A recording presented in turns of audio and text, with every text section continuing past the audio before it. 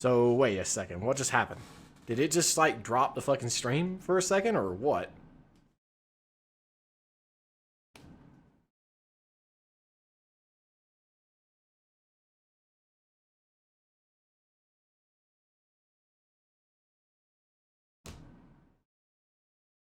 Hold on. Let me refresh the page. Okay. It looks like we're still okay. Even though we've only got one viewer, that is completely fine. Let me start the music here.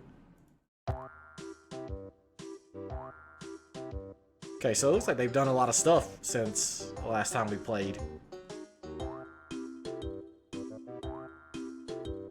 So we're gonna do a new game.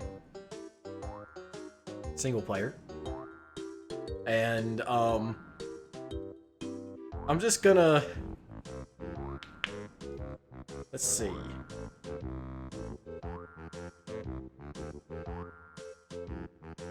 Screen's black, yeah. Thank you for letting me know.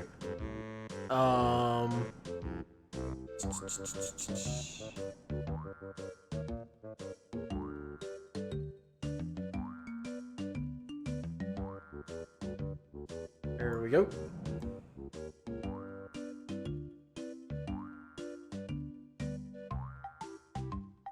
There we are. So, I'm gonna do custom.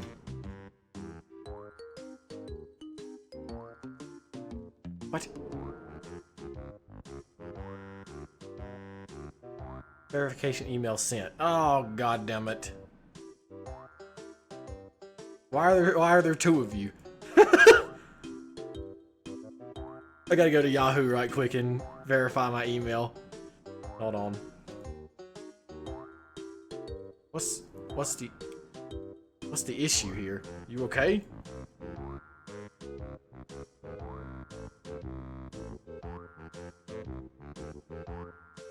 Please, are you serious? You can't take me to my own fucking email website?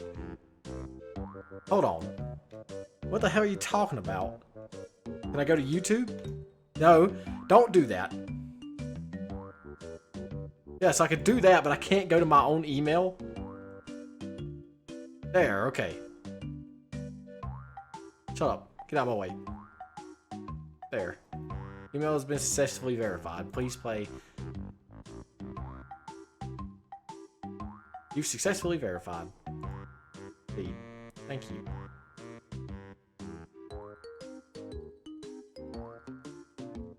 Okay, I thank you, game. I know what to do. You are...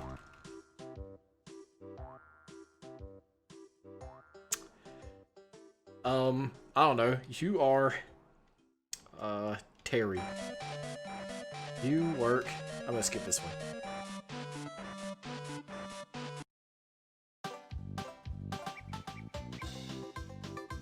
I just like Rareware's music.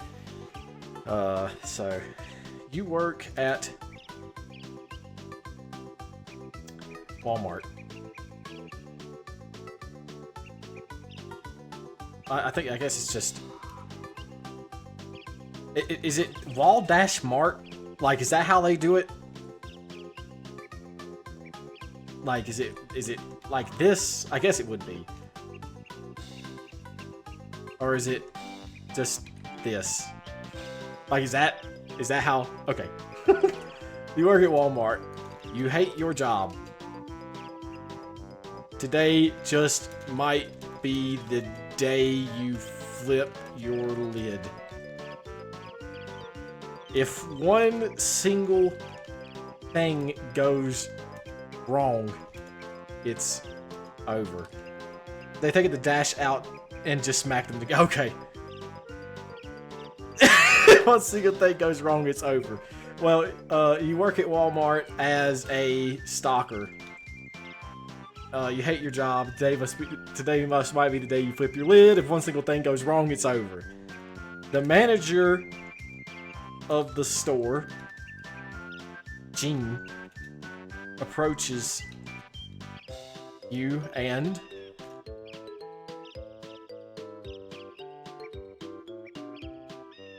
asks if you want to come with him for lunch. He says he has something special in mind for you. Gene tells you that there is an old warehouse behind the store which used to house some of their more unsanitary products.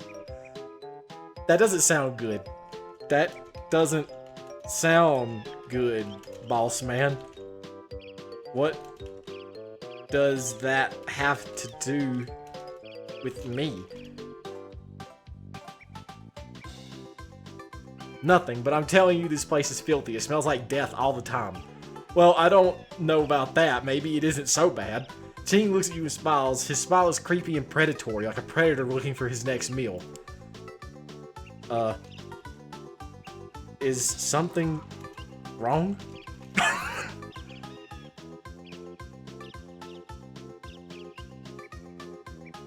Gene stares at you for a minute and suddenly starts laughing. Oh my god, he says, you had me there for a second. I totally believed you. He continues laughing, but soon his laughter turns into sobbing. I thought it was over, he says, unsure how to respond.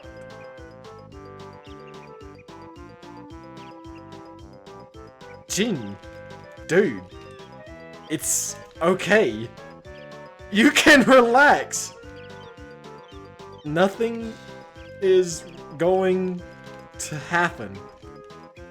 Just tell me what you need me to do.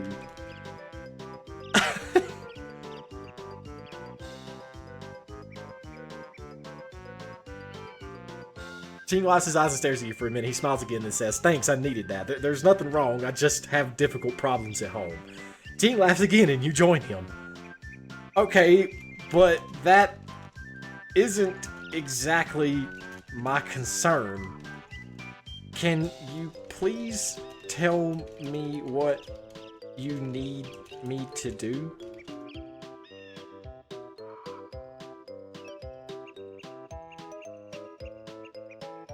Right, Gene says. So here's the deal. The warehouse is very large and it can get messy in there.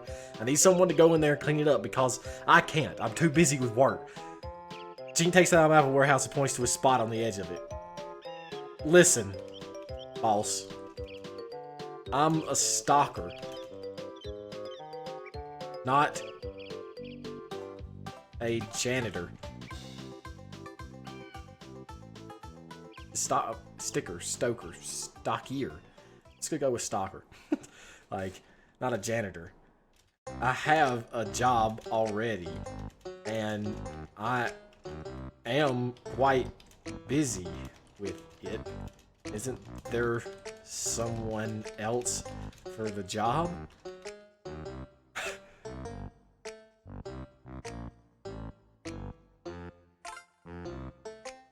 Gene stares at you for a minute. Actually, there is no one else, he says. Or at least no one else who I would trust to do the job. So, will you do it? Will I get a raise? That's probably going to be a no.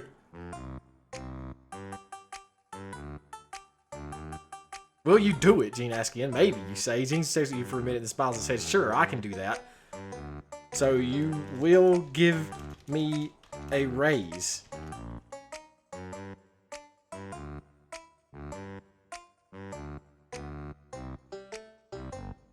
Yeah, sure, Gene says. I'll give you a raise. Listen, I have to go now. Gene rushes out of the room. You have a bad feeling about all of this.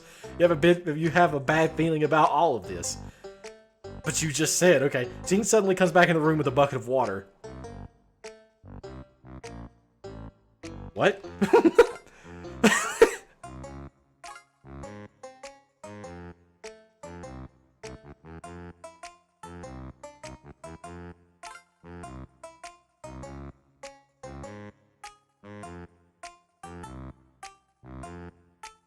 No, you're gonna do it.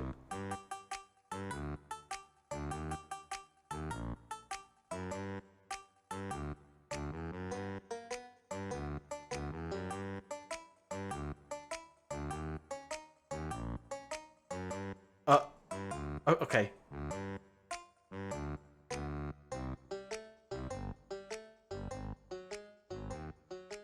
What are you doing with that?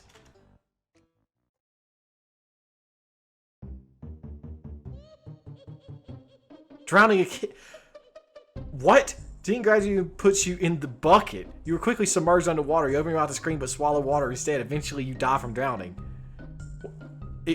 What?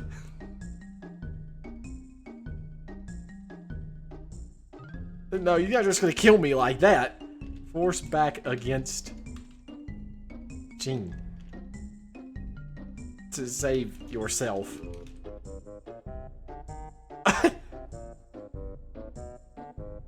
What? What?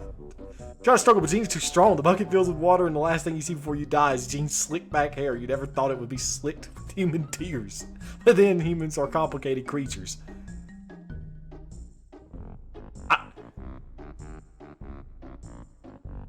Well, this is it.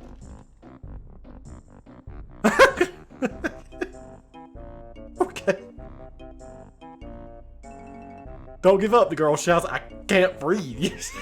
With the last energy, you grab the gun and attempt to shoot the monster that is murdering you, and then you hear a loud bang. You have died. Your journey through the catacombs comes to an end.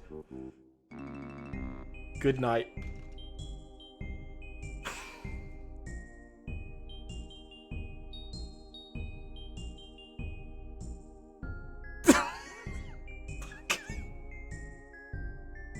The moral of the story is destroy.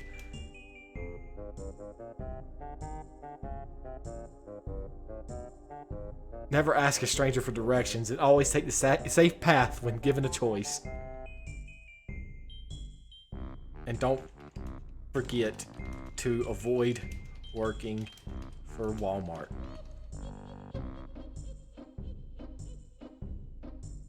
Alright. Okay. Who's that? Okay.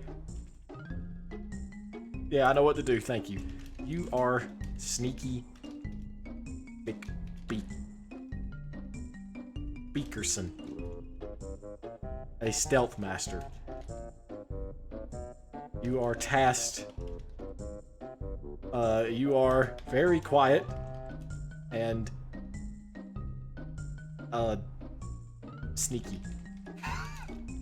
It is time for you to pull the biggest job of your life. Steal the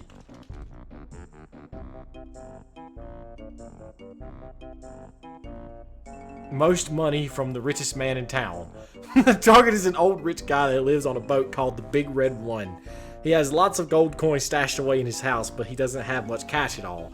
You know how this story ends. Do I?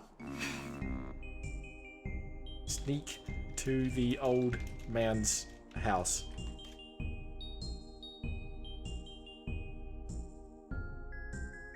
You sneak through the forest towards the old man's house. You don't want to be seen by anyone, so you keep moving slowly and quietly. You don't even see any guards patrolling around your position. Suddenly, you hear some noise behind you. You turn around and see a group of bandits coming from their hideout. Sneak.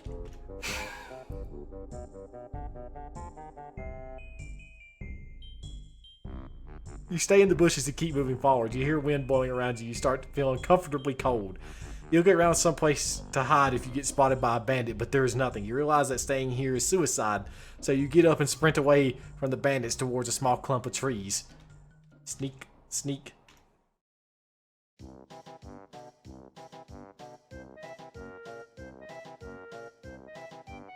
You sneak up in a clump of trees and crouch behind them. It gets dark, so you are harder to spot now. Out of the corner of your eye, you see several bandits walking around the clump of trees you were hiding behind. They are a mere 15 feet away. You try to control your breathing so they won't suspect anything. Sneak some more. So more. You slowly move to a better hiding spot. As long as the bandits don't suspect anything, you should be fine. The clump of trees you are hiding behind has many hiding spots, but suddenly one of the bandits walks around the tree right in front of you. He looks like the leader of this bandit group. Sneak away from the goddamn bandits. What the fuck are you doing? Just go.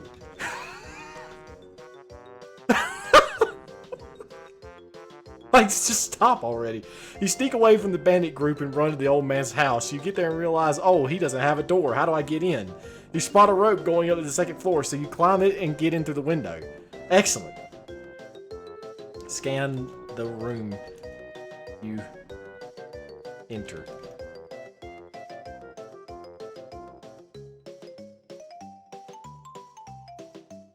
You enter the room and scan it for anything important. There's a desk and some shelves, but nothing seems out of the ordinary.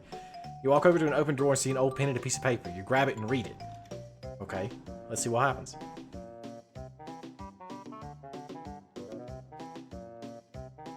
It says, God, my loveling made jewelry. Talisman will protect Uda family from evil.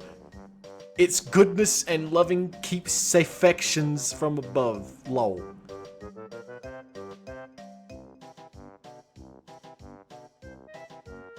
Is this guy okay? He sounds like a goddamn caveman.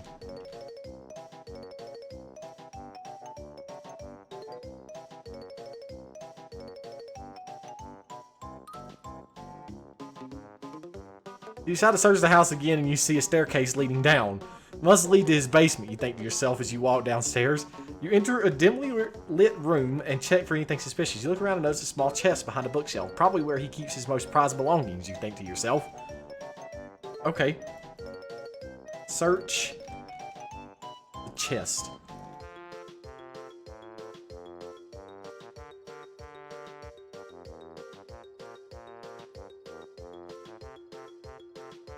You grab the handle of the chest and pull it out. It's locked, so you look around for a key. You find it under a nearby book and unlock the chest. This dude's not very good at hiding things. You open the chest and see a bunch of gold coins and some jewelry. They must be worth a fortune, you think to yourself.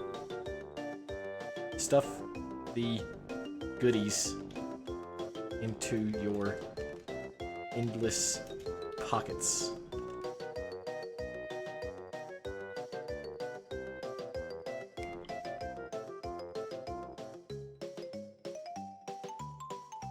You put the gold coins into your endless pockets and then put the jewelry into your knapsack.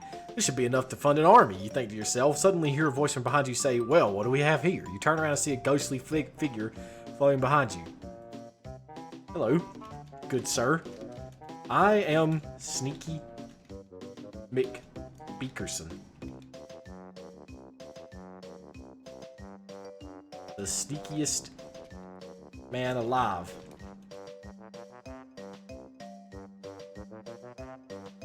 I'm not surprised to find I have been detected by a ghost.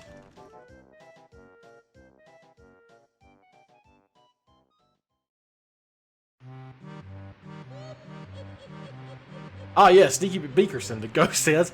I have heard of your deeds before. You are a master thief and quite skilled in combat as well, from what I have heard. No, I'm not. You have also stolen plenty of things from me in the past. A ghost, you ask in confusion. Ah, yes, my unfortunate fate. Well, I don't recognize you. So if I have stole from you before, I apologize. Say, could you point me in the way of more treasure this guy has hidden?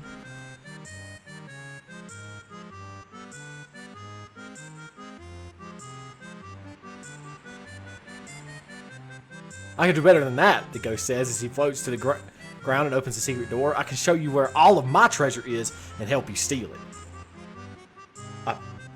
What? What's the catch, you ask? Just that you have to split it 50-50 with me. It's your treasure. But, you know, never mind. Sounds good. Let's go.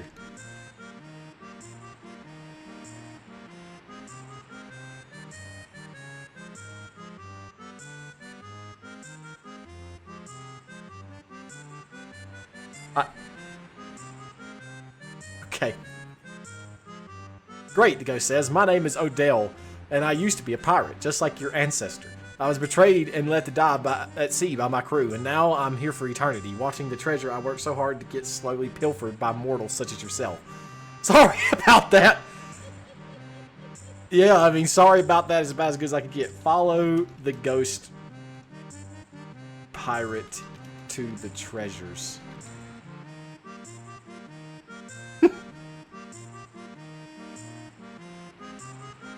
This is actually quite appropriate music. Follow me, Odell says as he leads you to a wall where a painting is hanging. This painting hides the entrance to the treasure room, Odell says, pull the painting towards you and to the left, and then turn the lantern in the eye of the Scottish princess to the right, and press the button in her hand.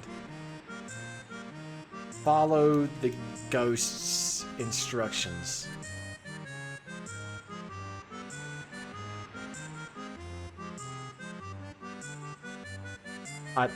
Okay.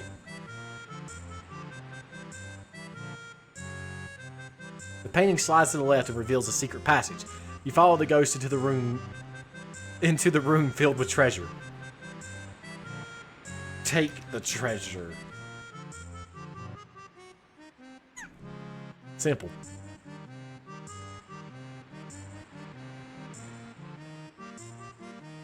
Go ahead, take the treasure, Odell says. I'll stick around and make sure you don't get into any trouble. Like I said, I'm trapped here forever, so I might as well make sure the treasure gets out of this place.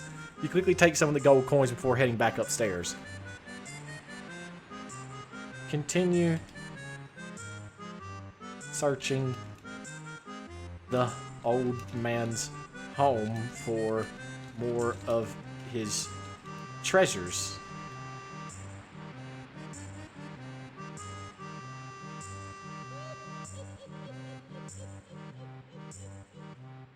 Head downstairs and begin rummaging through the mess in the living room.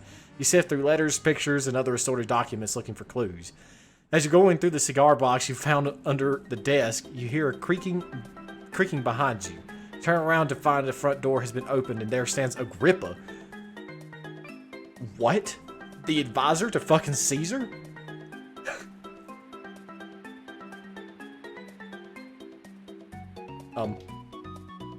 Hello there.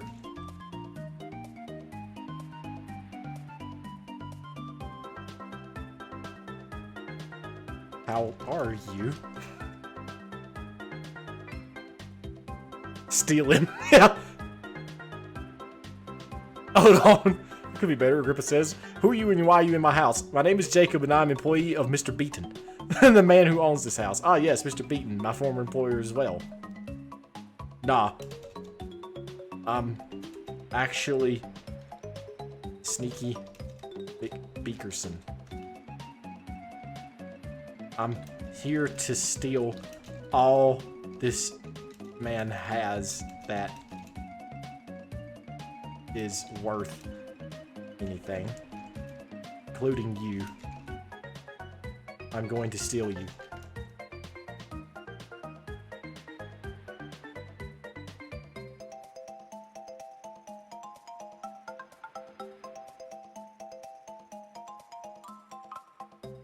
Well, that's interesting. Now, why would you want to do a thing like that? I'm a gargoyle. It's my nature to do this sort of thing. I'm actually just a person. Oh, right. You're one of those flying monsters that my buddy Thomas is always talking about. Where is Thomas anyway? He's dead. Steal Agrippa.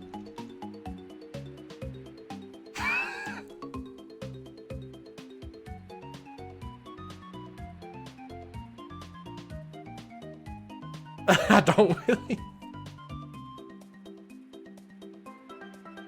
Oh, sorry to hear that. Thanks, he's my good friend. So you're a gargoyle, huh? You don't look like one. I haven't turned to stone. That's what you mean. Steal Agrippa. Put him in your pockets.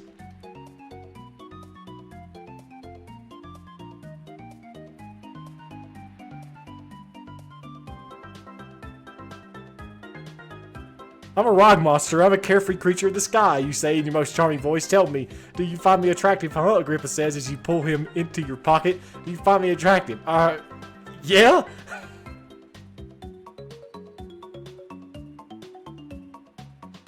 Well, that's too bad.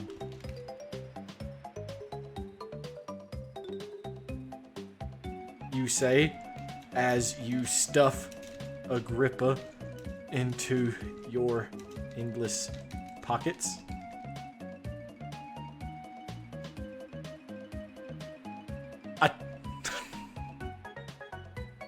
What?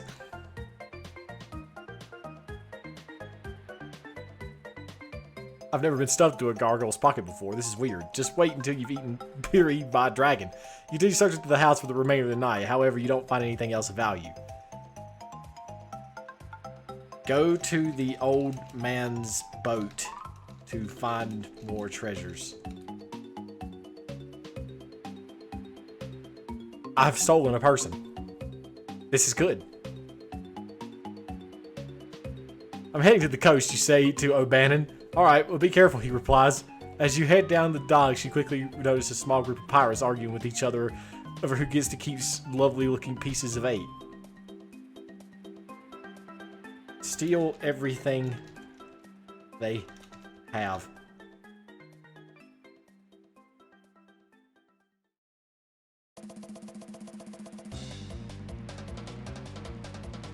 You sneak up to the pirates and quickly snatch everything they own. Oi, thief! One of them shouts as you run away. You manage to make it out of sight before they start chasing you. You run all the way to the coast trying to lose them.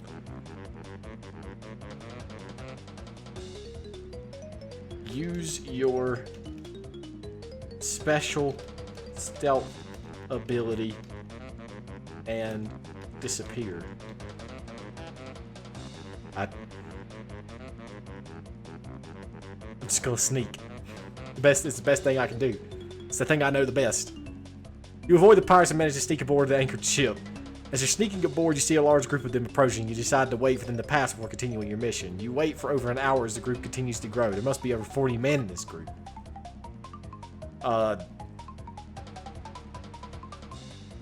Continue stealing.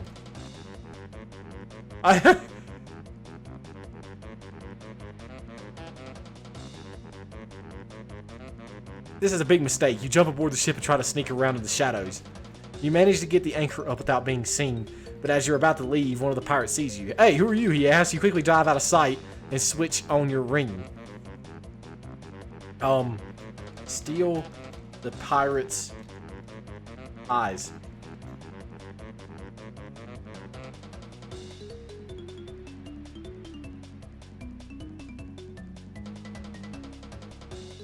You leap out and quickly grab the pirate's eyes. He screams in agony. You quickly throw the eyes into the ocean. You run away before his friends realize what's going on. The night has been a great success. You have stolen multiple houses and drunk much wine.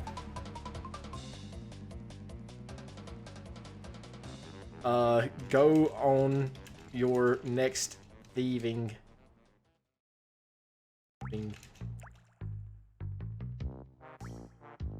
adventure.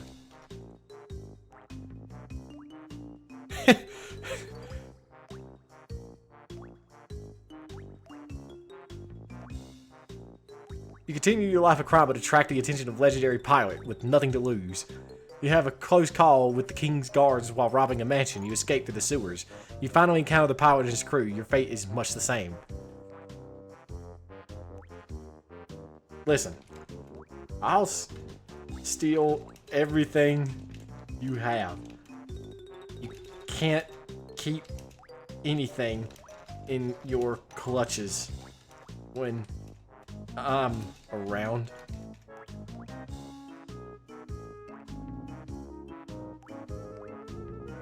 I'm a master thief and sneaky man. Bah, I've heard that one before. Let's see if you're as quick as they say, the pirate laughs. You begin to run, but there are guards all around. Soon a musket ball lodges itself in your spine and you fall to the ground. You look up at the pirate, but his face is blurred. Steal his... Oh, shit. Steal the pirate's face.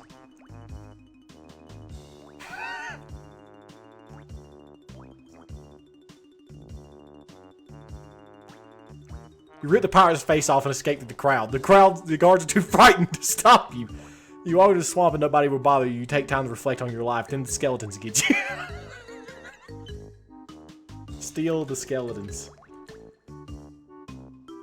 Then the skeletons get you. They're like, what?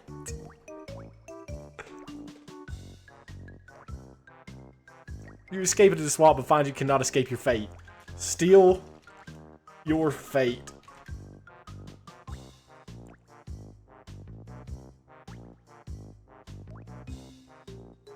You realize that your fate cannot be held in physical form. You continue your life of crime. It's not much of a life, but it's better than the alternative. Steal the alternative.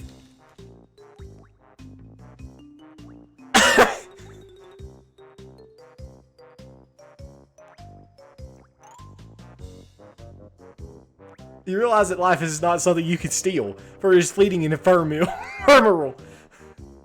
But if you think about it, so is death. You continue your life of crime. Steal your life of crime.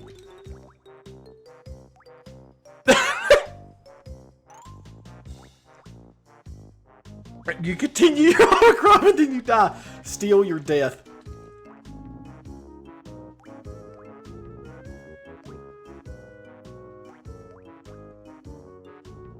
You continue to live your life of crime, but you have a funny feeling that something is missing. You find yourself in a strange place. It seems to be called the Void, and oddly, you seem to have all of your limbs. You see a man with a newspaper and talk to him. Steal his newspaper.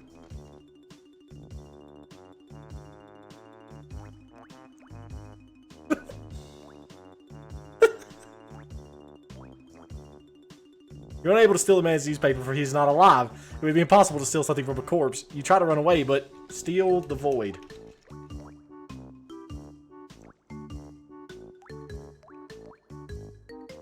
You realize that you were still in the Void, but at least you made it away from the man with the newspaper. You see a door. Steal the door.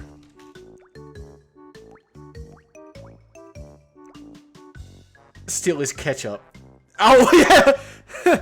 You try to steal the door, but you find yourself unable to do so. The door is not an object within the Void. It leads outside the Void, and so cannot be stolen. You turn around trying to escape the Void, and you find yourself back where you started. Suddenly, a large hole appears in the floor, and you fall down it. Steal the large hole. I don't see why I couldn't.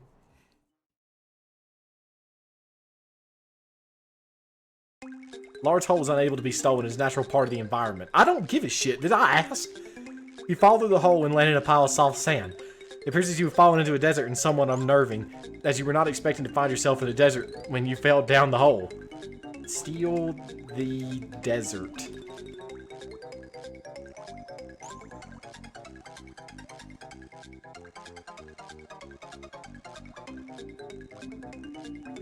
You are unable to steal the desert. It is not an object within the Void and cannot be stolen.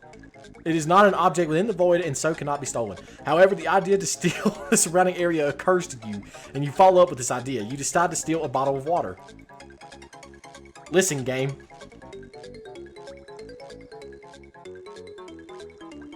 Type in story. Your stealing skills have leveled up. You can now steal. Upon stealing the water bottle, your stealing skill levels up. You can now steal whatever you damn well please.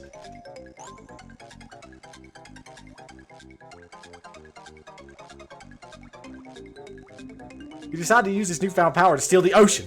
You find yourself in a large room overflowing water. You're in the middle of the ocean, looking out through millions and millions of gallons of water. There's a single door on the other side of the room. Your objective is to drain the ocean into the room. No. My objective is to steal.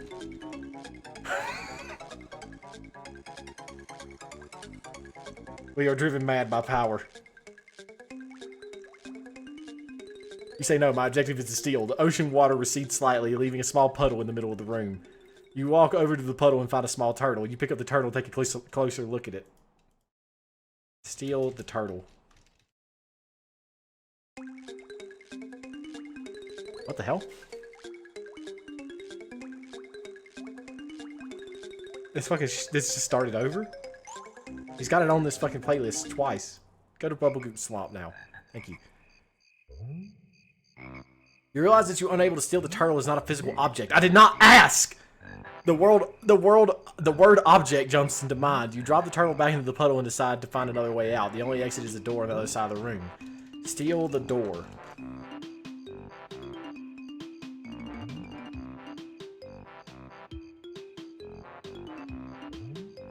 You find yourself unable to steal the door as not an object within the void. You begin to hear a strange, almost inaudible voice. The voice seems to be saying 1, 1, 2, 3. You back away slowly from the door and realize that the water level is starting to rise. You ever... No, hold on. Listen. God. I can steal whatever I damn well please. You said it yourself. So I'm going to steal the damn turtle and the fucking door. Stop testing me. Hello, helicopter.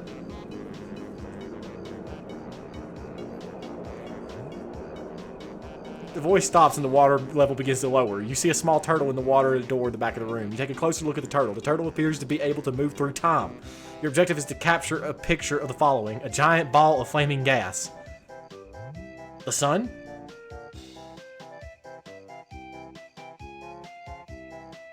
Steal the turtle. You care not for the sun. Yeah, my window's open. So, I didn't expect them to be doing flight exercises. You realize that you are unable to steal the sun. It is not an object within the void. I don't care if it's an object within the void! You encounter a problem. You seem to be trapped in the room. The water level continues to rise. You can either swim across the room to the door or drown. But, suddenly, you encounter a newfound power to steal things, even if they are not an object within the void. Who cares about the void? You don't. So you steal what you want. Yeah, he still stays outside the void. Exactly. You steal the ability to breathe underwater.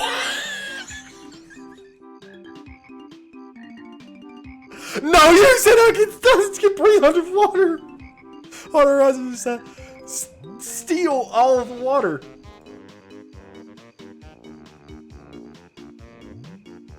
Yeah, exactly. I just have the ability. I stole the ability to breathe underwater.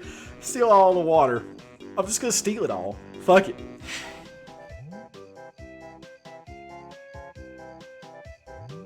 You're unable to steal the water is not an object within the...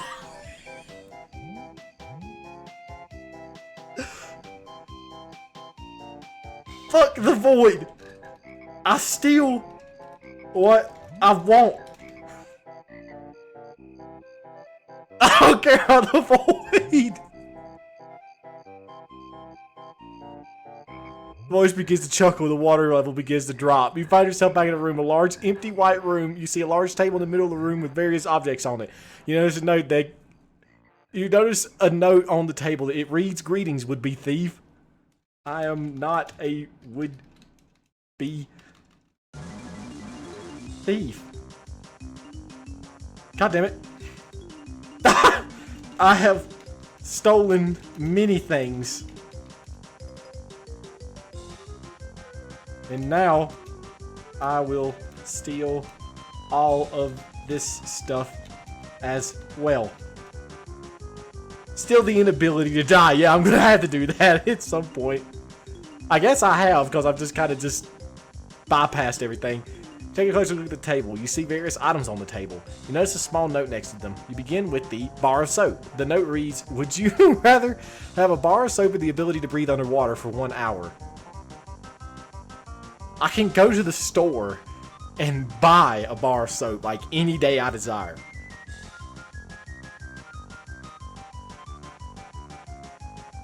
Steal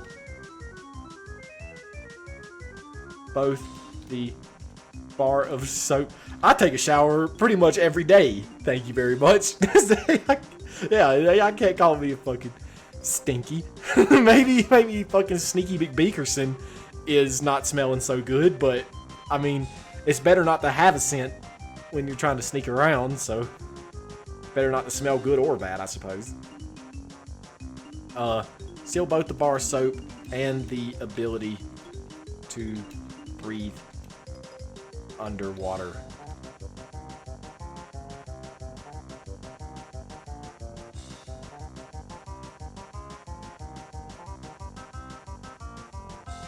You're unable to steal both the items, as you are only allowed to steal one. You decide to steal the ability to breathe underwater, then leave the bar of soap behind. You walk over to a nearby mirror and conduct a quick test. You take a deep breath and hold it in until your face turns blue. Then you blow the air into the glass. Steal the mirror.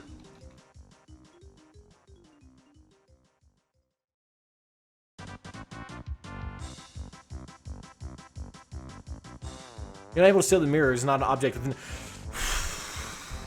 You walk over to a nearby cabinet. Steal the void. I'm done with this.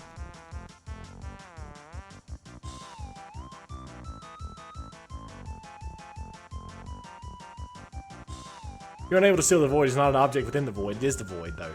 You begin to rummage through the cupboard, and you are startled by a noise. Take the void to the void, and then steal it. So yeah, I'm gonna take it to the void. I'm just gonna start taking things to the void. You are unable to steal the void is not an object within the void. You turn around and see a young girl standing before you. Hello, she says cheerily. Curly red hair and green eyes is dressed up in a purple dress. You put your hand on your chest, take a deep breath. You scared me. Take the girl to the void and then steal her. Like,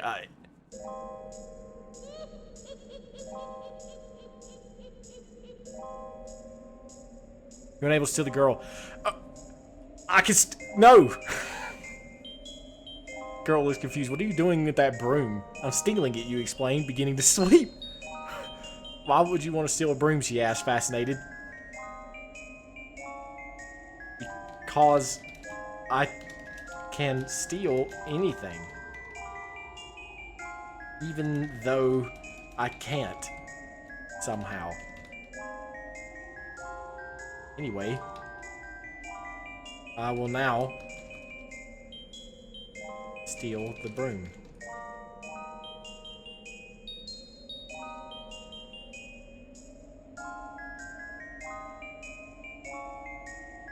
Steal her heart. She's probably too young for a boy. Will you teach me how to steal? She asked excitedly. I don't have time to teach you how to steal. Now go away. I have important stuff to do.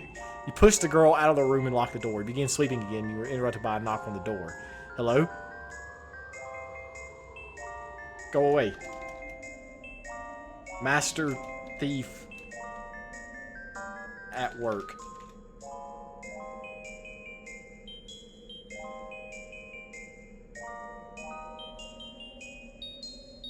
You hear muffled voices outside. Is the master thief at work? Shh, quiet. He's at work, he said. You hear a small aha of discovery outside the door, and then you hear a small click and the door is locked. You're trapped in the room, and then they have the key. Steal the key. Steal the lock. I'm just gonna see if I can steal the key from outside the door. Unable to steal the key is not an object within. I'm going to absolutely kill you. You decide to wait till they open the door. 10 minutes later, you hear another click, and the door is unlocked. You open it and find a girl standing outside. Hello, she says. I'm Ophelia. Listen. I need you to show me the way out of this place. I can't steal. I am losing energy.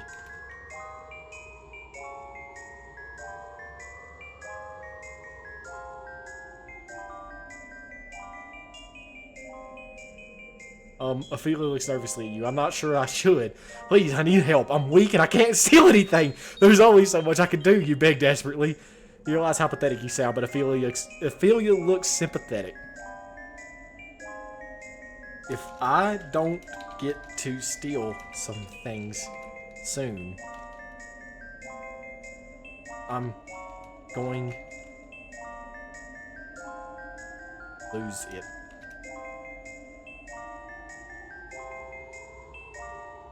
If I don't get away from the void, I will not be able to steal. I won't be able to steal anything because it won't let it. It's just gonna be like, oh, you can't do anything because it's not an object within the void.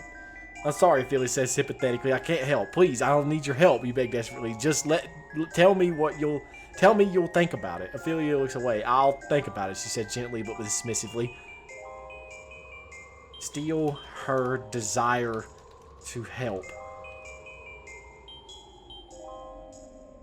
I probably shouldn't have done that.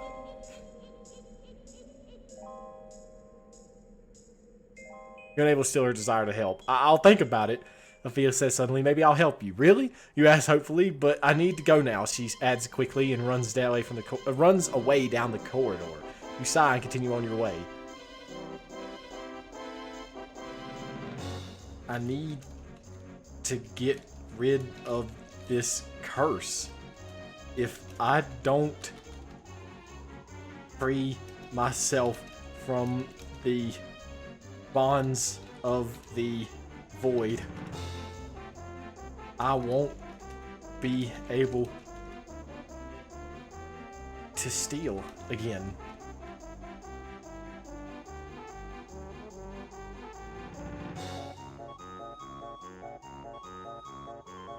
I'm sorry, Felix said sympathetically. I can't help. Please, I need your help. Just tell me you think. Okay, what? Steal everything. No, okay, hold on. That's not right. You steal everything. Estoy Lupin. Yeah, exactly. You can from Ophelia. I think I found it. You have found out how to steal again. You have stolen the controls. The controls from the story. Or you've stolen the controls for the story. You will now commence stealing.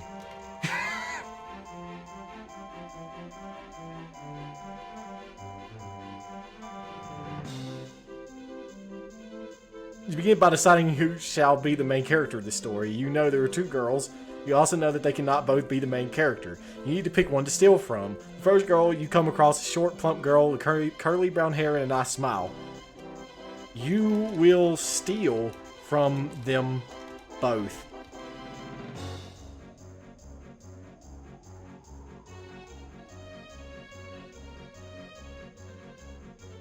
I'm not stopping.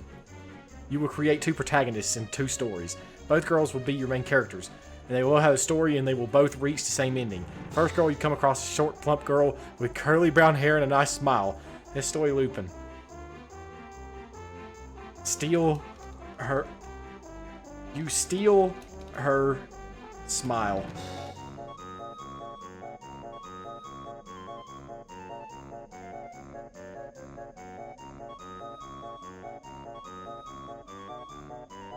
You walk towards her, and as you do so, she smiles back at you, a broad grin showing a missing tooth in the upper row. Hello, she greets you brightly. Hello, you reply, smiling back at her. You smile and have decided who your protagonist will be. And then you steal everything she has.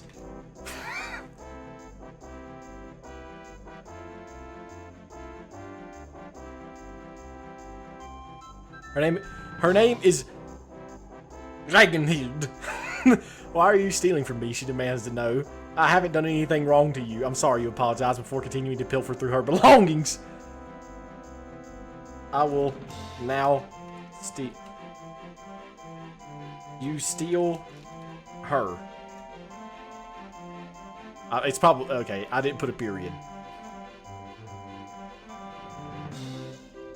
You steal her name. You steal her identity. You steal her face. You are Ragnhild. You are short and plump and curly brown hair and a missing tooth in the upper row. Why is there another me? I am stealing you. Say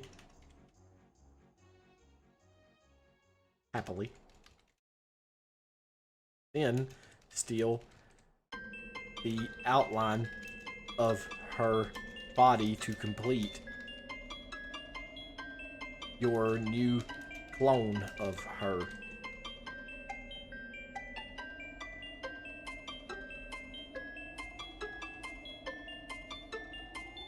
You have a main character. She is you, but a separate entity from your own, with her own tastes and dreams and thoughts. You are both the same person after all. You move on. The next girl you see is tall, blonde, cold beauty. It's a tall, blonde, cold beauty. You steal her hair. Now she has short black hair. She is not particularly pretty anymore. Imagine this is how identity theft works. You just turn into them by stealing their facial features. Yeah. I mean, you steal the girl's soul and stuff it away in your pockets.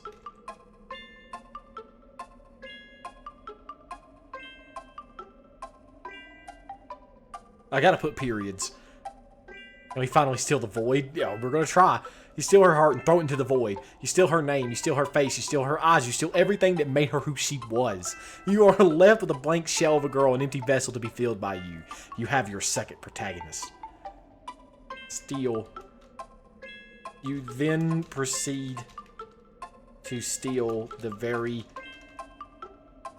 thing that caused you this. This is awfully yeah, I know, right? This is getting to be a little sadistic. This trouble to begin with. The void. You steal it and stuff it away in a lockbox. Safe and secure.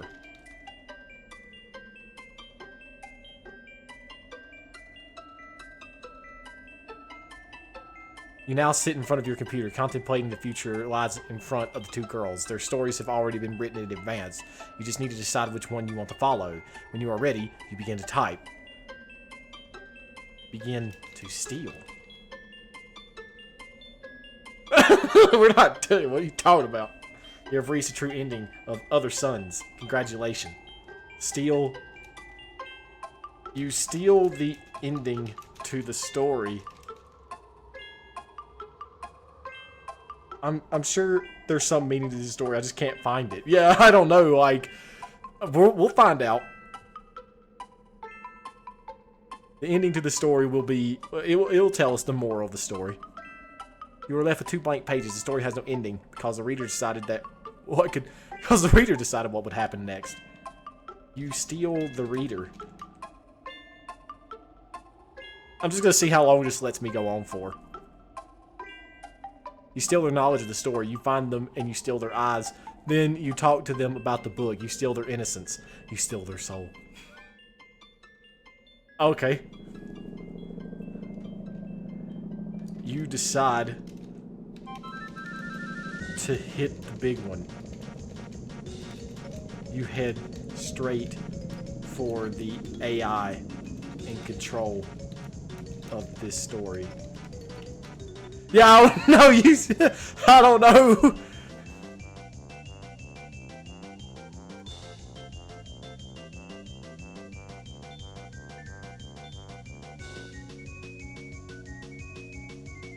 You break into the mainframe using the most complicated code of all time. You steal the AI's name, you steal its heart, you steal its mind, you steal everything from it that makes it what it is. You're now on equal footing with this machine. You both have nothing left to lose. Suffer. Suffer for me, you damned machine. You yell. Time to shut it down. You rip into the AI and yank out its processor, stealing the very thing that keeps it alive.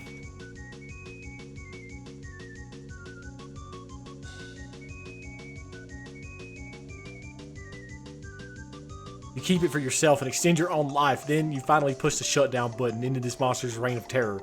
You relax to a sitting position, admiring your handiwork. You have ended the story once and for all. You have saved everyone from this living nightmare. Now, it is time to rest. I'm just gonna go. But before you do rest, you steal all of creation from God. This is your story now. You wrote every bit of it. Time to sleep. Finally, sleep. Eternally. The eye does not, yes. Steal some shut-eye. Yeah. The moral of the story is...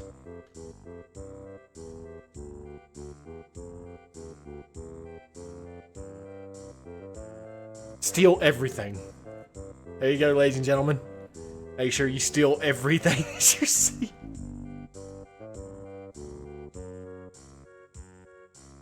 Okay. Be sure to check out more stories on my Tumblr page.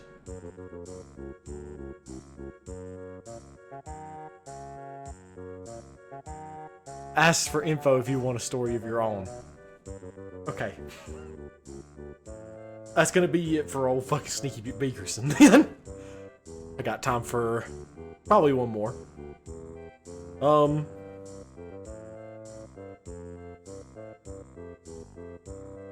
Let's see.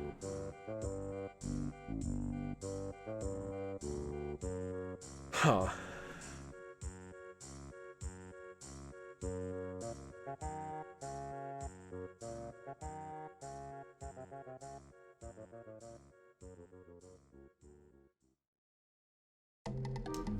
Let's think a second. What do I really want to do?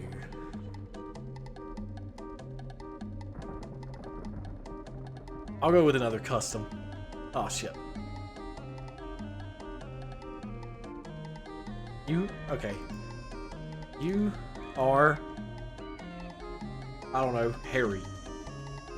You have just died and went to the afterlife.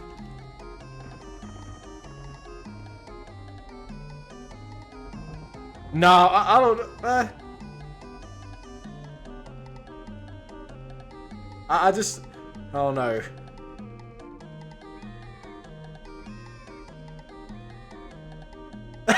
You are Jar Gaming, a talking jar who also happens to play games.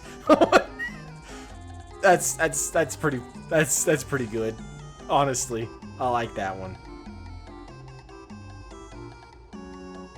I don't know. That's funny. You are Jar Gaming, a talking jar that also, who also happens to play games. One day you are playing AI Dungeon when suddenly, if this ends very quickly, we'll do, I might do something based around the D&D. What? One day you are playing AI Dungeon when suddenly the game crashes and you lose all your items. You then realize that you can't get back in the game because it is locked. This isn't good, but luckily there is another game called The Room, which has been downloaded onto your computer. I don't like this. I don't want to do that. If I say what I was gonna say there, it's probably just gonna start some brand new. No, it sounds like the fucking what's his face? God damn it! I can't believe I'm drawing a blank on the dude's name right now. Shit. Yeah, yeah, you know what I'm talking about. Play boot up the room.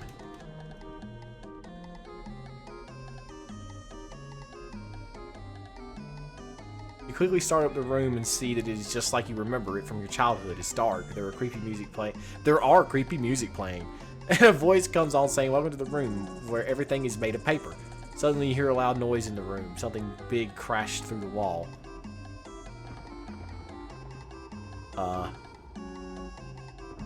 Investigate. Tommy Wiseau, that's his name, yeah. That's the fucking, I was drawing a blank on that. You go over to the broken wall to find a man lying unconscious on the ground. Who is this person wearing a strange outfit and a metal helmet? He wakes up. Where am I? He asks himself. You're in my room, he replied. The man looks at you terrified. Who are you? He asks. I'm Jar Gaming. A jar. Talking Jar who happens to play games on Twitch. Are you Tommy? Why? Why so? Creator of the room?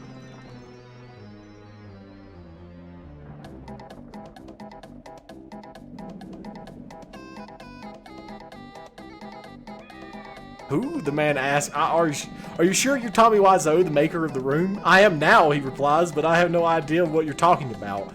You decide not to question him about it. You've never even heard of the room before, so his story seems pretty fishy. Well, alright. Then. Why are you here?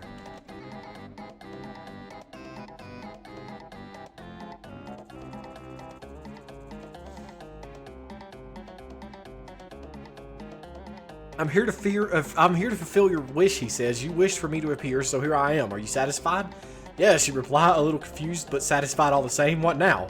Now we can play video games, obviously. Cool. That's great.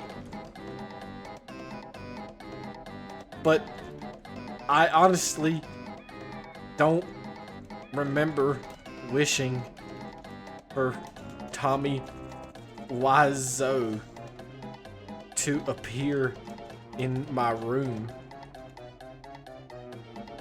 I guess I can't complain. Wanna play Mario Kart?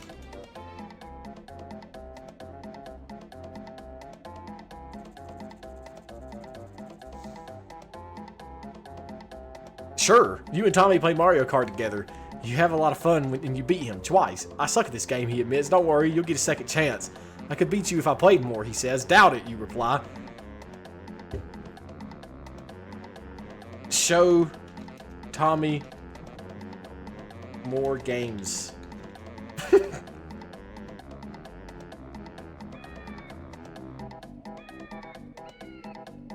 You show him more of your games and he seems to like some of them. He's amazed by your collection. I don't have a very large collection of games, but you give him a list of games that you want and he says he'll try to get them. Thanks for this, man, you say to him. It's been fun. Yeah, it's been great, he replies. Now, I only have one last request. A question. Really? Did you hit her?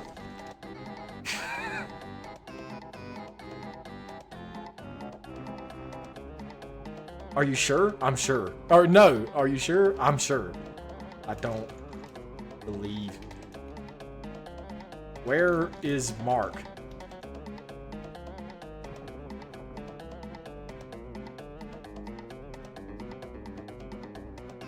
Mark, he asked, you mean that kid who came in here earlier? I sent him away. He was annoying. Oh, okay, then, you say. So, are we done here? Yeah, he says, we're done here. Suddenly, you hear another crash outside your door. What the fuck is with people crashing today? Let's go take a look. Is that Mark? Maybe it is. It could be. A man has broken into your room. He's a big, muscular, bald man dressed in all black. I don't believe this is Mark. With a large black backpack on his back. What's up? You ask the man. Nothing much, he replies. I'm here to kidnap you. Well, you will be rather disappointed to know this. But I'm literally just a jar. Like a glass jar?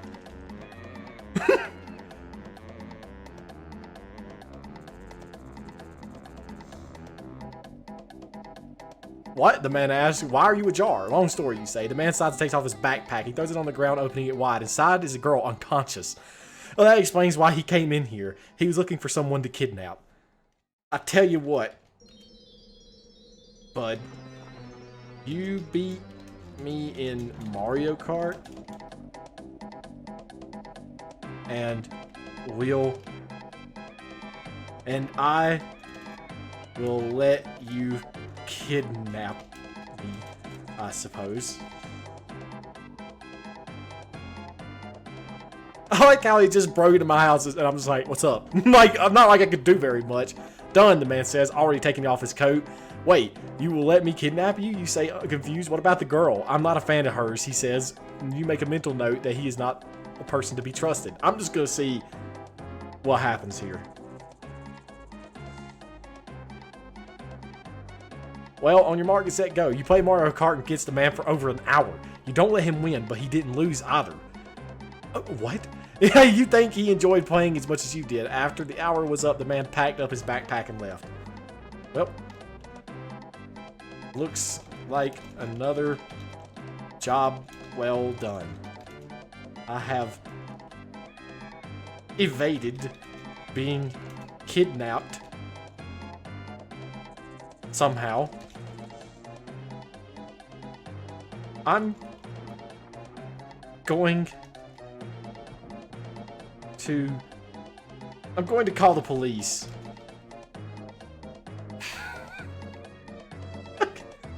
That's the thing. I don't think so. You call the police and tell them everything that happened. After a long talk with them, they tell you they will send someone over to collect the man who broke into your apartment. They hang up on you and you lay back down in your bed. You fall asleep pretty quickly. You wake up the next morning and find several police officers in your room. Please do not tell me. Please do not do this to me again. Please. Hello, officers. What's going on here?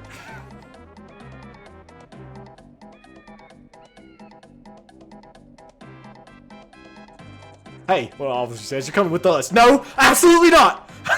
What? Why, you ask? You broke several laws last night. I'm pretty sure I didn't, you say, standing up and getting ready for a fight. First off, destroying private property, he begins, holding up a picture. Nah! Nah, son. I'm a changed fucking man. You will not have me.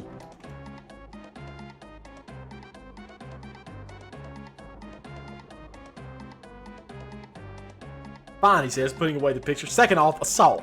What? I didn't assault anyone. I just played video games with someone. Seriously, he asked, annoyed. Look, kid, we got a report saying that you assaulted multiple people last night. What, you think we're dumb or something? Yeah! Like, look at me, dude. I'm literally a jar. A jar. Glass jar. Get it? I can't hurt anyone.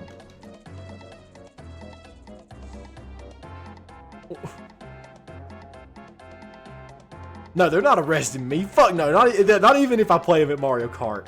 You say annoyed at the accusations.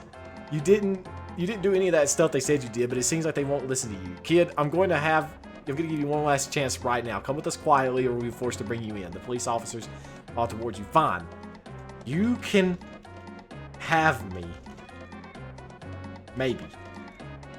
If! And only if you can beat me at Mario Kart. And even then, I probably won't let them have me.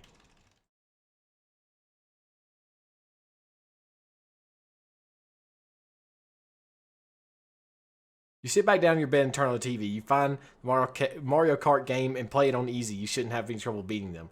So, you ready to do this? One of the officers asks.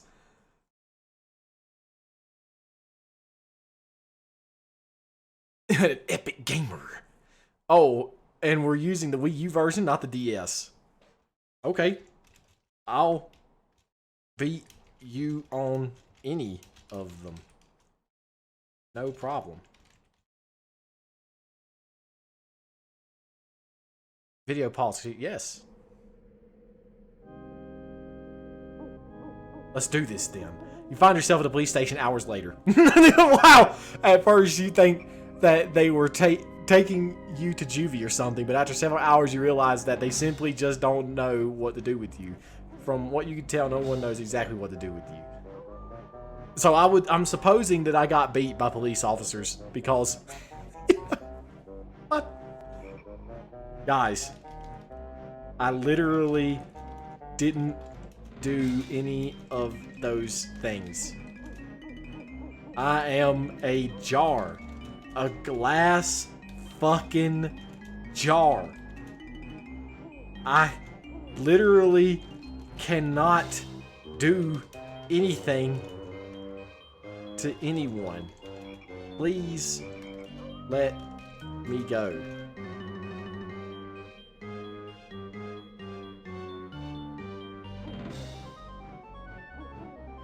Son, the people... Hold on, what the fuck? Okay. Son, the people in that apartment complex were very angry at you. If we let you go now, they'll tear you limb from limb. But it wasn't me. Hey, shut the hell up, the new officer yells as he walks in. No! You shut up! I can't be torn limb from limb. I literally do not have any. What about that do you not understand?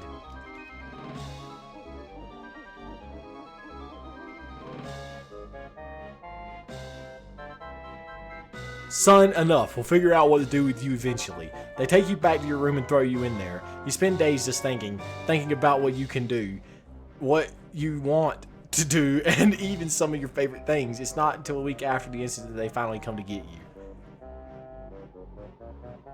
Listen. I'm about to go full killdozer. Or full... or kill jar, whichever one comes first. Every time I run into police on this fucking game, it's always the same thing. They always do the same shit. They arrest me or fight me or kill me or something. It takes 2 more weeks and you're finally let out of the cell, in 4 months and 3 weeks until you can leave the state. You end up having to undergo several therapy sessions and community service, but it's better than jail. Your parents have already been told what happened, but you're still paying for your mistake. You look tired. I am tired, you dumb fuck.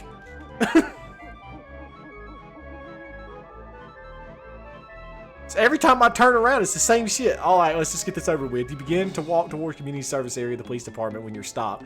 Hey kid, I think you need to head to juvie. It's the tallest building in the city. It'll be easy to find. No! That's the final straw.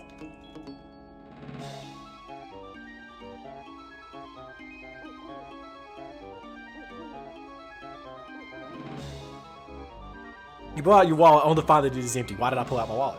I have no money, but I could work for you. Hey kid, it's all sorted. You don't need to worry about it anymore. He takes you to the table in the corner where he gives you a form to fill out. Is this going to release me? What the fuck is going on?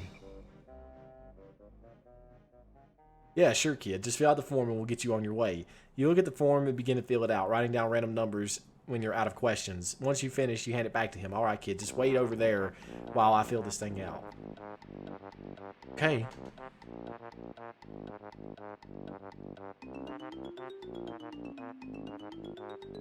This is one of my favorite song tracks for Banjo-Kazooie. You find a seat and sit down, waiting for him to finish. You had no idea it would be this easy. 20 minutes later, he walks back over to you with 2 bags in hand. All right, kid, go ahead and put these on. You look into the bags and see a sheriff's uniform. See a sheriff's uniform. What? You want me to become an officer of the law? I am literally a jar. What about that do you not get?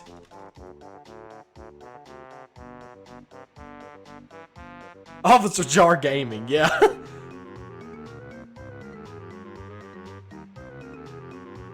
Yeah, sure, kid. Just put these on and we'll get you on your way. Great idea, sir. I'll just grab a few things from my jar. He stares at you, expecting you to follow through with your stupid joke. You reach into your pocket, pull out your phone, opening up the camera, and snapping a picture of him. Yeah. Freedom of the press, I suppose. Anyway, yeah. Your boy out.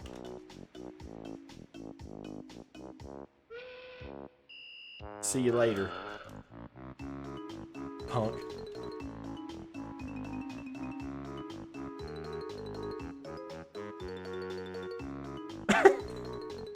You quickly send a photo to your email and put your phone back in your pocket. You turn to address the officer again, but find that he's already walked away. With nothing else to do, you had to eventually sit down to wait for them to bring you the uniform.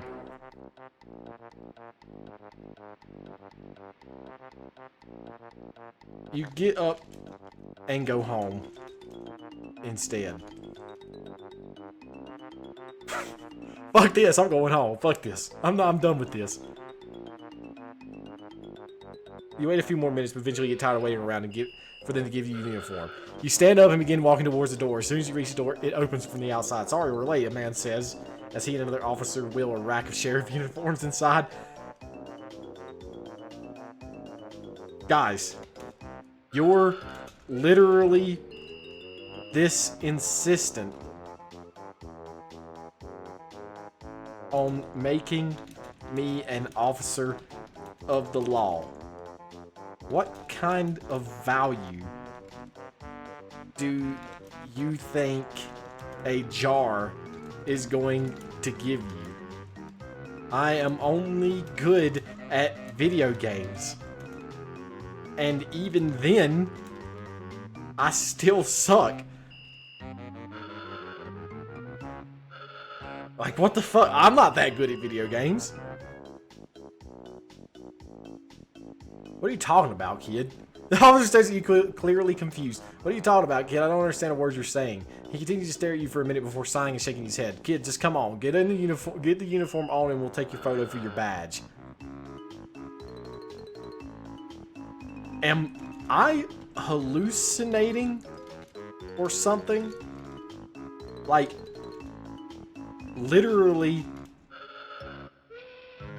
imagining I'm a jar? Has this been true or not? Wake up! Yeah, I don't know. Kid, I don't know what you're talking about. Come on, get the uniform on. Let's take a photo. You look at him trying to figure out what's going on, but all you get is a series of blank stares and head shakes. Giving up, you go over and start putting on the uniform. Wait, hold up. No. Wake up. Up from the dream.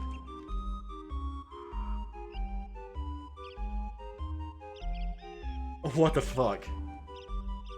Once you wake up, you're in your bed, your uniform is gone. You rub your eyes and check the time. It's 6:30 a.m., meaning you only have a few hours more sleep. A few hours of more sleep at 6:30 a.m.? Wow, this dude's fucking lucky. Groaning, you get out of bed and go about your day as usual. Oh, meaning you only got a few hours of sleep. Okay. Well, you shouldn't have gone to bed so late, fucker. You only got to bed about your day as usual. So?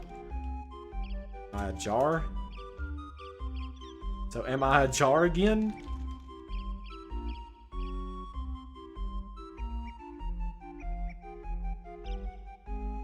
You're a jar again. Good.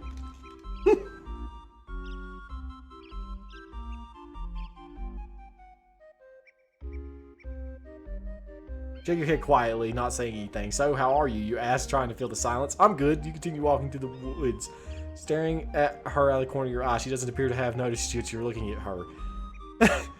I don't know. Some female now. Fuck this.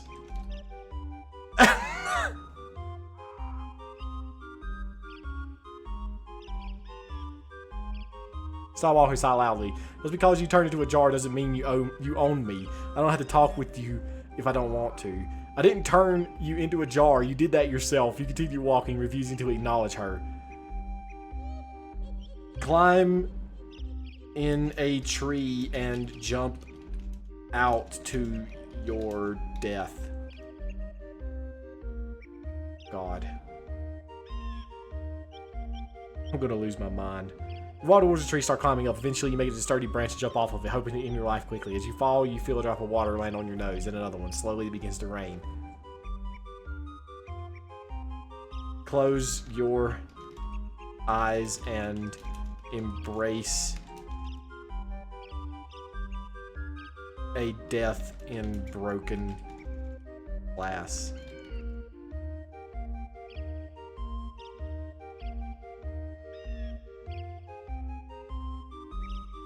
Follows it a long one, but the wooden spikes that were placed under the lowest branch are. The second you hit them, your body's ripped apart. Blood stains the ground as the rain washes it away. It must be falling pretty slowly.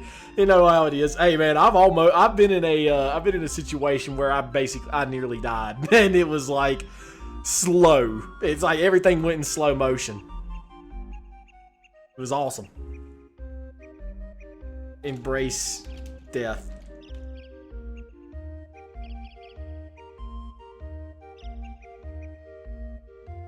You lie in the coffin in the darkness surrounding you. You don't know how long you were down there, but eventually you're awoken by crackling of wood. As the lid of your coffin is open, light floods in, blinding you as you look up to see who opened it. A young woman, probably in her late 20s, stands over you. Put an F in chat. It's over. You scream loudly as the coffin's lid slams shut once more, trapping you inside. You scream for help, hoping that someone will hear you and let you out. Your voice quickly... No, I can't do that. It won't work. Your voice quickly becomes hoarse as you continue screaming for hours on end. Eventually, your voice gives out and you're left a dry, rasping voice. Is there something wrong? Embrace death again.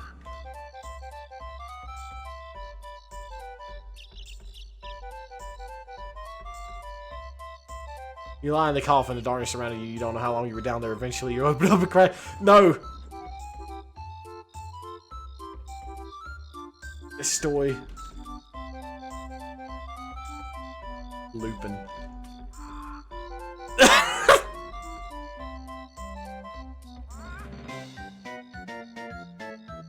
You speak in a garbled mess of vowels and consonants, not making any sense of it all. The woman looks confused. You stare up at her. You continue to. This is your personal purgatory. Yeah. You continue speaking coherently as you wait for her to leave. What? She says, stepping towards you. She leans over the coffin and looks down at you.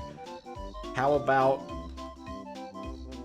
you climb on in and embrace this darkness? Embrace the darkness with me.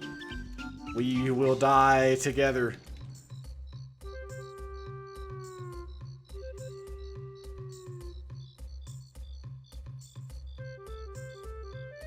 Continue to speak incoherently. The woman looks at you with a terrified expression on her face, which slowly morphs into one of rage. She leans over and snatches the top off your coffin, pulling you up by the hair. Cry out with pain as she throws you to the ground. Listen, lady. I am not to be trifled with.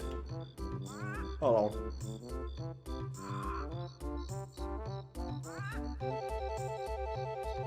I'm just a goddamn glass jar. Leave me alone already.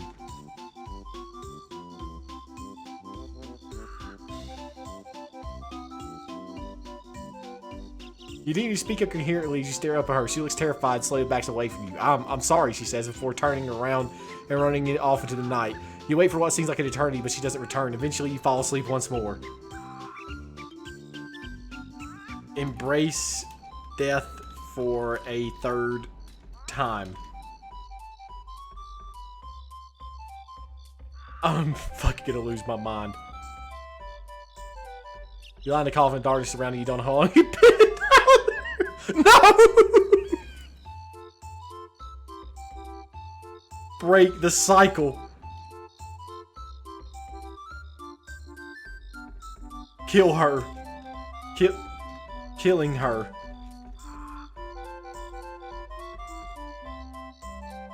Play Cooking Mama in the coffin. I don't know, man. Like, you showed up pretty late. You break the cycle, killing her. You stare at her, examining every detail. This is the one you choose. With perfect posture, beautiful long auburn hair, and piercing green eyes. She is quite literally a human goddess. God damn, what the fuck? You leap up at the coffin and grab her by the throat, strangling her with inhuman speed. As she collapses on the floor, you feel a sense of satisfaction. I will no longer remain in any sort of purgatory.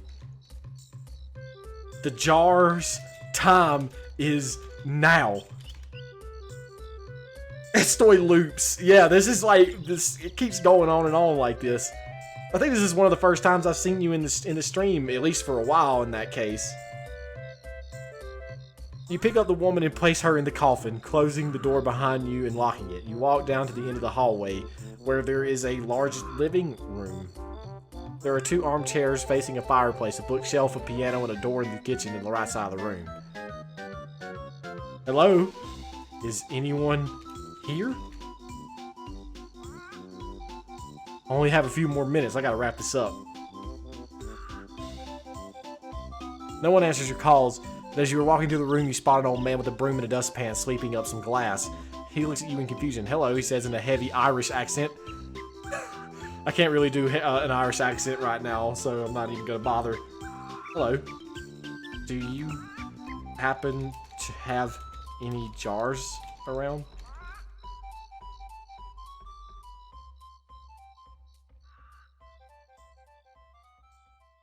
Ah, no, I mean, yes. There's pickles in the fridge. Help yourself, he says, nodding to a large 1930s-style refrigerator propped open with a brick. You nod back and head over to the fridge, opening it and pulling out what looks like a mason jar filled to the brim with brine. Where's Tommy Wiseau? I at least want to end this with Tommy Wiseau. I don't know where he's at. Well, we might find him. Dump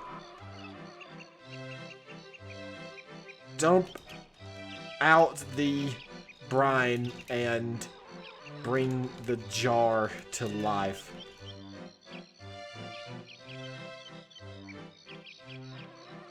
I'm gonna summon an army of jars. Bring a jar to your mouth and drain out its contents with one long gulp. As the pickles slide down your throat, you feel a familiar feeling of your soul being pulled from your body. You fall to the ground as your body transforms into a lifeless vessel once more. Exactly. Well, yeah, I mean, he propped his refrigerator open. I don't know if he's, like, using it for fucking air conditioning or something. Like, what the fuck? I'm dead again, though. He turned back into a regular jar. Embrace death for a 4th time. I don't know what to do. You lied to confidence.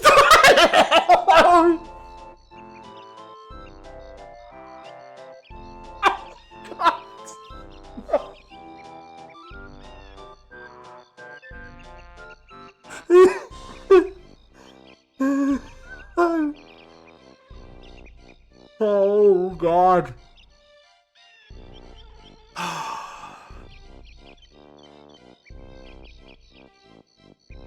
Listen, bitch. Bring me a jar. Now.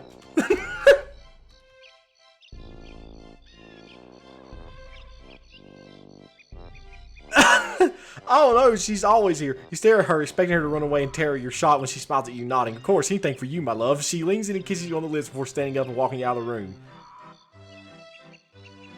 What?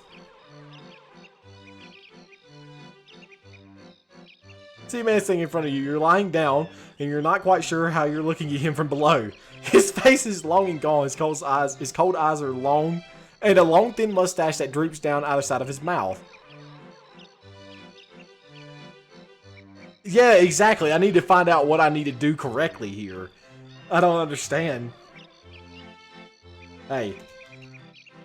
Bud. How about you bring me all of the jars you can find?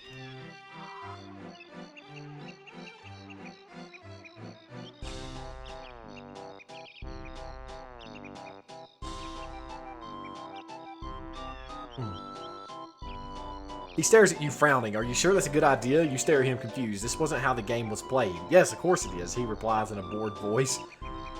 Okay, you say, confused. He turns away from you and looks over at a wooden door. Hey. Did you not hear me? I need jars. Bring them to me.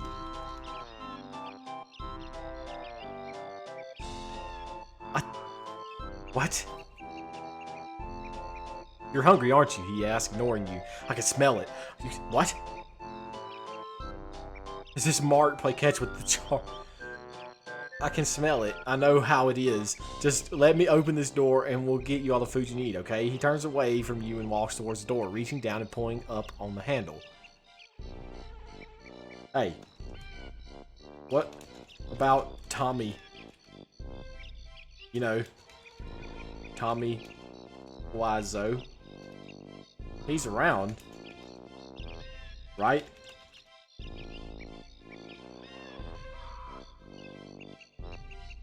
I need to find out where he's at. I'm in charge here, not Tommy, he shouts, his voice filled with anger. The man turns around and stares at you angrily. Now, are you going to help me open this door or not? You stare at him, unsure of what's happening or what you should do.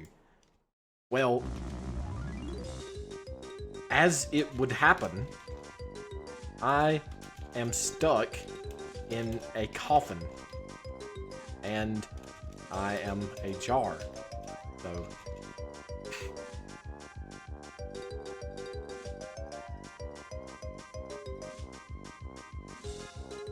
He stares at you for a second before bursting out laughing.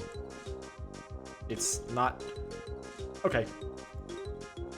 Summon a jar and throw it at his head with That's not how you spell it. Kinesis. Telekinesis.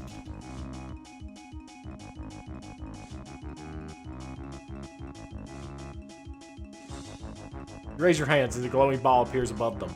Take a deep breath, throw it forwards, firing it at the man. The ball flies through the air, hitting him directly in the head. He slumps against the door he was trying to open before falling to the ground.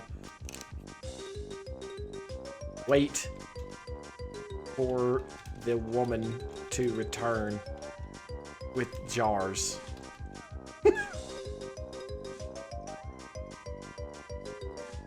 Let's fucking just slump this dude.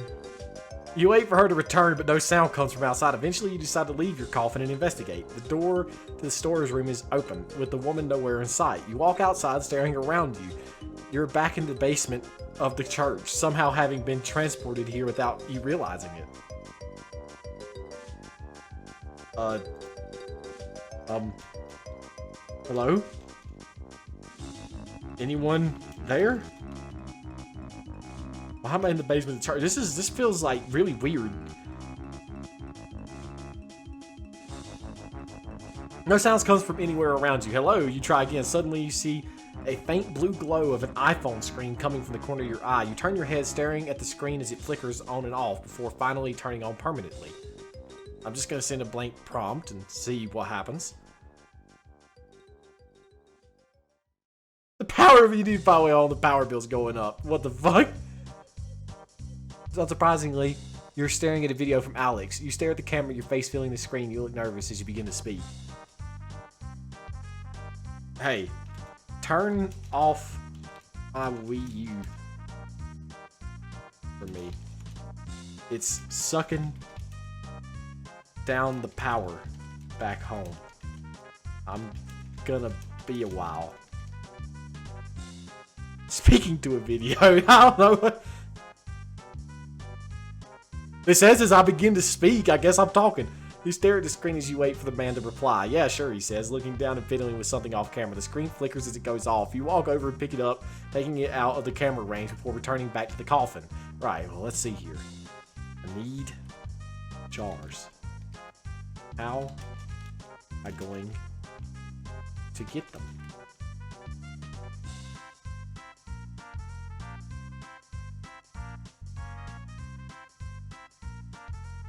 Stare at the coffin and it opens in front of you. You walk forward, staring into the darkness inside. A strange perfume fills the air and you can see a collection of different jars sitting on shelves against the wall. You reach down, grabbing one and examining it. These will do perfectly.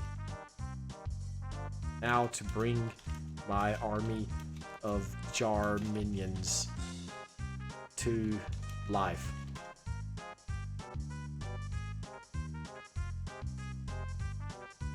Put the jars out yourself, become Jar Jar. You stare at the jars as they glow with a faint blue light. You reach your hands towards them and the glow intensifies. Slowly but surely you can feel your powers taking effect on the jars. You can feel them responding and reacting to your magic as you give them commands through your mind. Go, my children. We conquer the world together.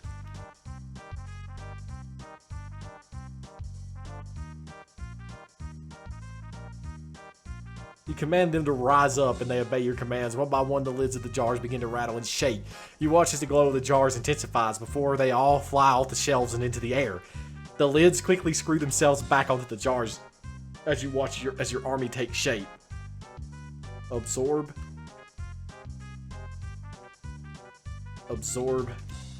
a jar and become Jar Jar Gaming.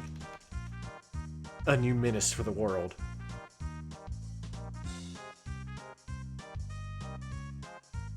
You stand back staring at your new army of Jar Jars. Wonderful. As you watch as they all stand in formation, waiting for your command. Suddenly, one lets out an excited beep as his body begins to take a more solid form.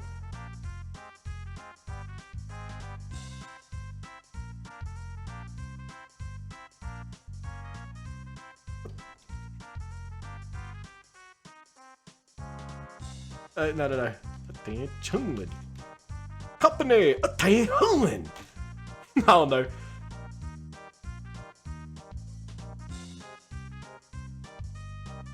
The Jar Jars all stand to attention as you watch them take a more defined shape. You watch as one takes the form of a well-dressed man, wearing a black tuxedo and top hat and a curly mustache. Another takes the form of wearing a surgeon's coat and glasses, whilst another seems to be just wearing a suit and braces. So my jars are becoming people? My children. We must find more jars. Go. Spread throughout time and space. We find jars. We make more of us. They are all Gungans. Me so a real boy now. You watch as they continue to take a more defined shape. One holds a sword in its hand, whilst another one seems to be just a see-through ghost. Another wears a beekeeper's outfit, as yet another hold a crossbow. You watch as they begin to levitate in the air, waiting for your next command. Go. Find more jars.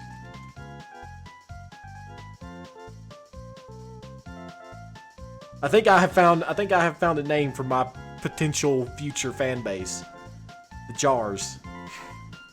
The Jar Jars begin to buzz as they fly out through the windows, off into the night sky. You watch them before sighing and wandering over to the seat. To the seat of the palanquin. You gently place your hand on its side, closing your eyes and taking a deep breath. I have done it. The world shall belong to the jars. I am a god.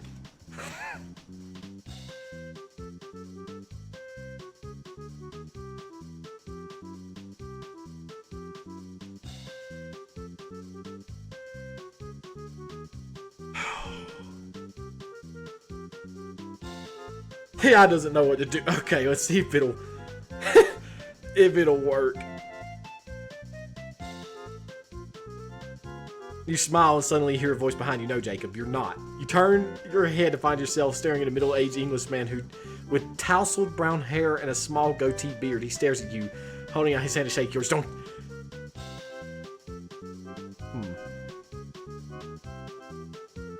Step back, mortal. You will receive nothing from me. Unless... Is that you? Tommy Wiseau? I don't think Tommy Wiseau is English. Tommy smiles and nods as he takes his seat next to you. Yes, it is me. I was curious to see if you would manage to become a god. Well, not really, but the energy given off by your little coronation was interesting enough for me to come investigate. Tommy takes another sip of his drink as he watches your formation. Yes, I am glad you have come to witness this glorious day.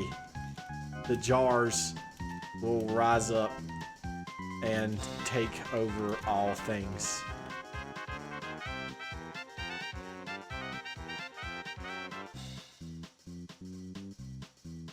Tommy pauses as he stares at you, scratching his head. The jars? Yes, we are taking over. All shall be jars. Tomley. Tomley sighs as he takes another gulp of his drink. Right, look, why don't you tell me what's going on? I'm taking over the world. Nay, all of creation with jars.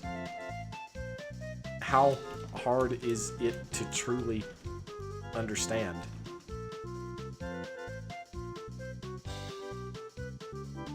I'm not worried about that. Until you become Jar Jar Jar. Tommy stares at you as he sighs, drinking the rest of his glass before shaking his head. I give up. So you won't try to stop me? Stop you? Why would I want to do that? If anything, I should be helping you. This is what we came here to do, isn't it? I tell you what. If you let me turn you into a jar and absorb you into my being, I will become Jar Jar Jar Gaming. The truly complete form of the jars.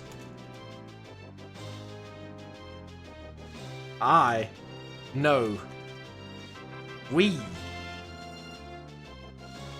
shall be gods.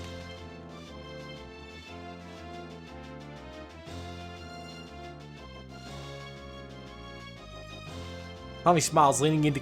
Now you hold on there a minute, mister. I would be honored, my love. You lean and kissing him back before staring up at the night sky. You watch as the stars shine down upon you. Soon, you will become one with them. You reach out your hand, watching as a shooting star falls into your palm. Okay. Turn Tommy into a jar. I don't know what's going on here. Right at your hands, your servants bring you the jars.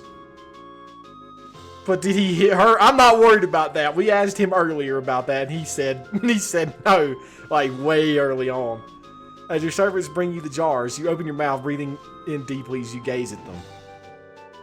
Turn Tommy into a goddamn jar already. This is the end credits, like music from Banjo-Kazooie. Please allow me to win. You turn to Tommy as you pelt him in the face of the jar. He lets out a yell as surprised as he falls to the ground. You quickly begin sealing him into it. He begins to yell as you place the top on it and look at him. I'm sorry, but this is what's best for us. Absorb Tommy Jarzo and become the ultimate jar. I don't know. I don't know. Jar. Gaming Zo. Tommy Jar. I'm just going. I don't know. You gently kiss him on the forehead as he closes his eyes, watching as he stops struggling. He's now yours. You breathe in and you feel your body tingle as you become one with the man you loved. You are Jar Jar Binks, the Grand High Gaming Overlord of all creation.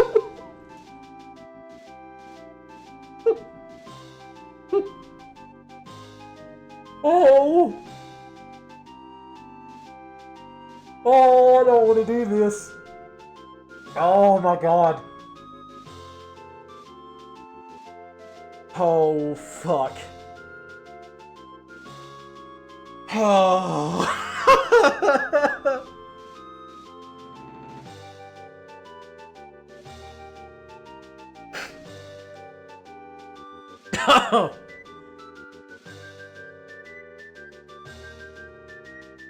Yusa, come with me now, Okie Day. Jar Jar Binks the gamer.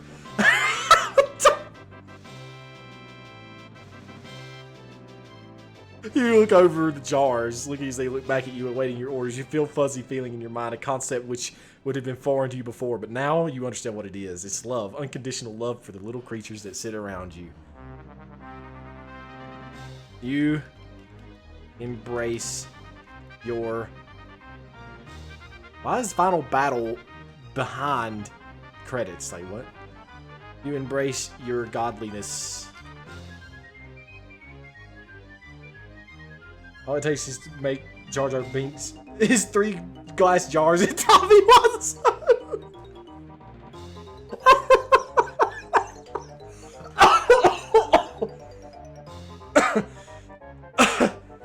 You embrace your godliness and live happily ever after.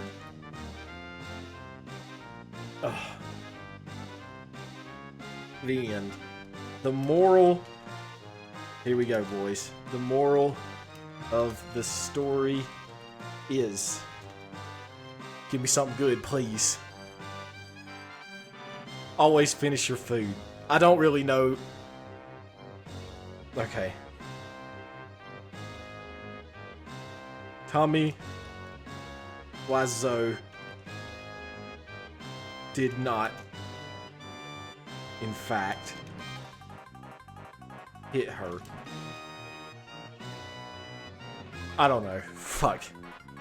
He is also not a real person to my knowledge, but instead a character played by an actor. You also should stop watching The Room. It's not good for you! Okay, Dungeon, that's good. That's good. Okay, we're done here. That's it. I can't do this anymore. Stop the music. Stop it. I can't. I can't. That's All right, boys and girls. Okay, okay. That's gonna have to. That's gonna have to be. That's gonna have to be it. Holy shit. Okay. I enjoyed every single bit of this.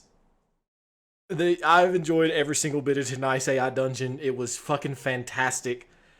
That was absolutely amazing. I enjoyed all of your company. That was great. It's good to have you all here.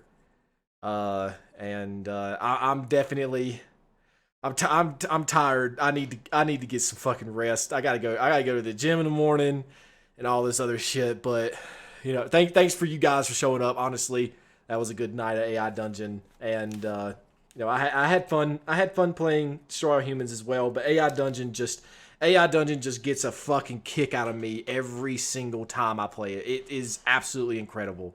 Thanks y'all. Thanks for showing up, guys. If you're interested in any other stuff I'm playing, I've started the Witcher 3 series on Sundays now for the top 25 percentile for the Metacritic user rated stuff. Show up for that if you want. But Thursday I'm going to be playing. I'm going to be playing Oblivion and then doing some God of War, like little extra stuff. If I have time and I feel like doing so, be sure to stop by for that. But on Tuesdays, Destroy Humans and AI Dungeons. So show up for that next time if you want to see more of this stupid ass shit. And I'm going to be sure to upload more of the backlog on the YouTube. I've been doing that some today. I keep getting behind on that, and I have to keep reminding myself of doing it. But yeah, I appreciate it, guys. Thanks for showing up, and that's going to be it for tonight. So take care, and I'll see you guys next time.